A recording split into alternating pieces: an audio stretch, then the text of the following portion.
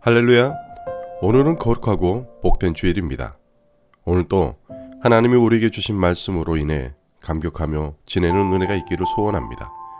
오늘 말씀은 이사야 48장 1절부터 11절 말씀입니다. 제 48장.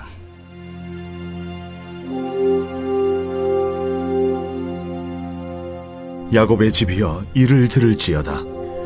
너희는 이스라엘의 이름으로 일컬음을 받으며 유다의 허리에서 나왔으며 여호와의 이름으로 맹세하며 이스라엘의 하나님을 기념하면서도 진실이 없고 공의가 없도다. 그들은 거룩한 성 출신이라고 스스로 부르며 이스라엘의 하나님을 의지한다 하며 그의 이름이 만군의 여호와라고 하나. 내가 예로부터 처음 일들을 알게 하였고 내 입에서 그것들이 나갔으며 또 내가 그것들을 듣게 하였고 내가 호련히 행하여 그 일들이 이루어졌느니라.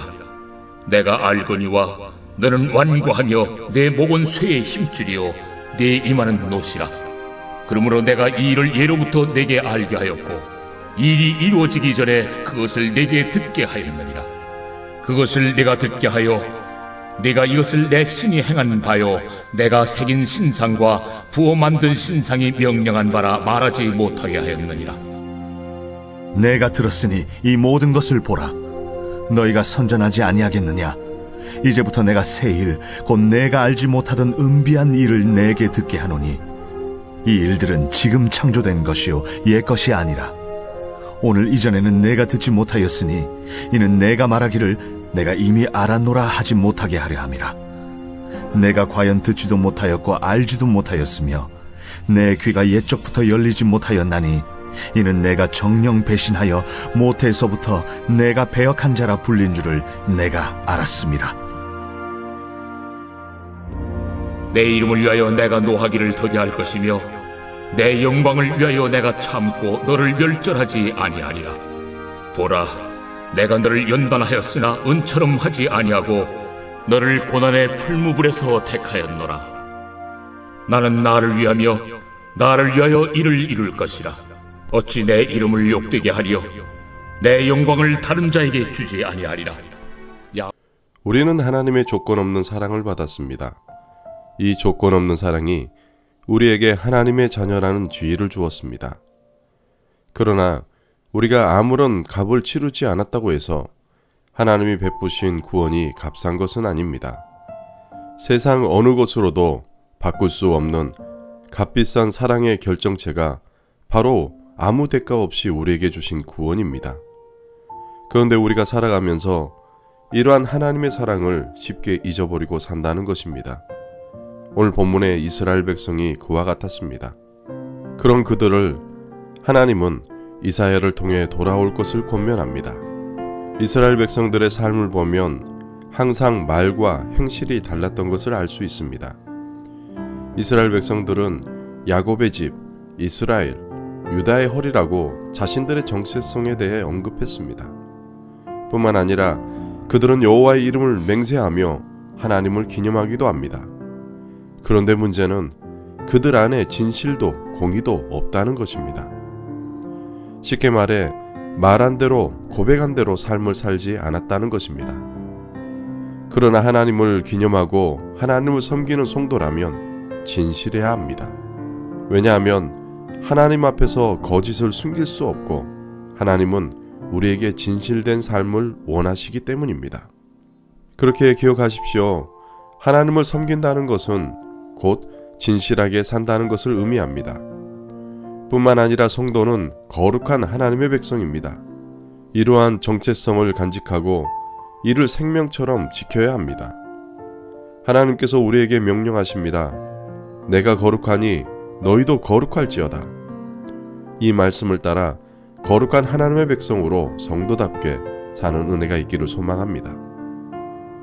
이어서 3절을 보면 하나님께서 이전에 이스라엘을 위하여 행하신 일들을 친히 말씀을 통해 알리신 것들입니다. 이와 같이 하나님은 먼저 알게 하시고 일을 행하십니다. 그 이유가 4절과 5절입니다. 먼저 4절은 내가 알거니와 너는 완고하며 내 목은 쇠의 힘줄이요 내 이마는 노치다. 그렇습니다. 이것은 하나님의 일을 인정하지 않는 이스라엘의 완악함을 지적합니다. 그리고 5절 후반절은 이렇게 하나님이 하신 일을 알리신 후에 그렇게 행하지 않는 이유가 만일 그렇게 행하지 아니하면 그 일을 행하는 것이 하나님이 아닌 우상으로 여길 소지가 있기 때문이라고 말씀하십니다. 이와 같이 우리 역시 얼마나 많은 부분에서 이미 하나님을 알게 하셨습니까? 그러나 여전히 하나님을 인정하지 않고 살 때가 많습니다. 하나님이 아니고는 이룰 수 없는 일임에도 불구하고 하나님의 이름을 지워버리고 우리의 이름을 새길 때가 많습니다. 심지어 위기 속에서 우리의 연약한 기도를 응답하시고 구원해 주셨음에도 불구하고 쉽게 하나님을 잊어버립니다. 그러나 기억하십시오. 하나님의 간섭 없이 이루어지는 일은 이 세상에 하나도 없습니다. 그렇게 성도는 믿음으로 하나님의 행사를 인정하며 하나님께 영광을 돌리며 살아가야 됩니다. 우리 하나님은 유일한 구원자이심을 입증할 명백한 증거를 가지고 계십니다. 그러나 그들은 입으로만 시인할 뿐 뼛속까진 배신자들이었습니다. 그런데 그럼에도 불구하고 하나님은 이스라엘 백성들에게 새 일을 선언하십니다. 이것은 지금껏 보았던 것과 전혀 다른 형태입니다. 이처럼 말씀하신 대로 이루시는 하나님이 우리 하나님 되십니다. 그 하나님이 우리에게 구원을 이루어 주십니다.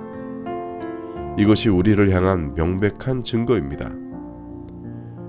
그렇게 우리는 구원자 되신 예수님께 감사하며 그 은혜에 합당한 삶을 살아야겠습니다. 9절은 하나님께서 이스라엘 백성들을 구원하시려는 이유입니다. 그것은 유다 백성이 구원받을 만한 자가 되어서가 아니라 하나님의 영광이 더럽혀지지 않도록 자기 백성을 구원하신다고 합니다. 사실 유다는 징계받아 마땅합니다. 그러나 하나님은 고난을 주시기는 했지만 결국 하나님은 마치 은처럼 고난의 풀무에 밀어 넣으십니다. 이처럼 우리가 주어진 연단의 이면에는 하나님의 긍휼과 자비가 있습니다. 사실 이스라엘 백성들은 이름만 성도였습니다. 그러나 그들이 멸망한다면 하나님의 영광을 전해줄 전달자가 없기 때문에 그들을 구원하십니다. 기억하십시오. 하나님은 분명히 당신의 이름을 위해 우리를 반드시 구원하십니다. 그렇게 구원은 우리의 모습이 아닌 하나님의 신실하신 때문입니다. 그렇게 이 땅을 사는 우리가 소망을 품을 수 있습니다. 우리가 고난의 현장에 있을 때 하나님은 나와 상관없는 것 같습니다. 그러나 우리가 기억해야 할 것은 신실하시고 우리와 동행하시는 하나님을 바라보는 믿음입니다. 기억하십시오. 성도의 제일된 삶의 목적은 하나님을 영화롭게 하는 것입니다. 그렇게 우리의 모든 삶을 통해 하나님께 영광을 돌려야 합니다. 그럴 때 우리 하나님이 우리의 삶을 통해 영광받아 주실 줄로 믿습니다. 오늘 하루도 이사야 선지자를 통해 주신 이 말씀을 마음에 새기고 주님이 행하신 일을 기대하며 믿음으로 살아가는 은혜가 있기를 소망합니다. 함께 기도하시겠습니다. 사랑과 은혜가 풍성하신 아버지 하나님, 오늘도 말씀을 통해 패역한 이스라엘의 모습을 봅니다. 그럼에도 불구하고 새 일을 행하시는 하나님의 사랑을 또 봅니다. 스스로 하나님을 믿는다고 자처하면서도 도무지 말씀을 듣지 않던 이스라엘 백성들의 완악함과 내 목에 새의 힘줄 같은 마음이 행여 우리의 마음이 아닌지 돌아보게 됩니다. 사랑의 하나님, 끊임없이 들려주시는 하나님의 말씀에 귀를 기울이는 은혜를 더하여 주시옵소서. 우리의 곧은 목이 숙여지고 귀가 열려 오직 만군의 주 여호와 하나님 말씀만 청종하며 이 하루도 살아가게 하여 주시옵소서. 감사드리며 예수님의 이름으로 기도합니다. 아멘.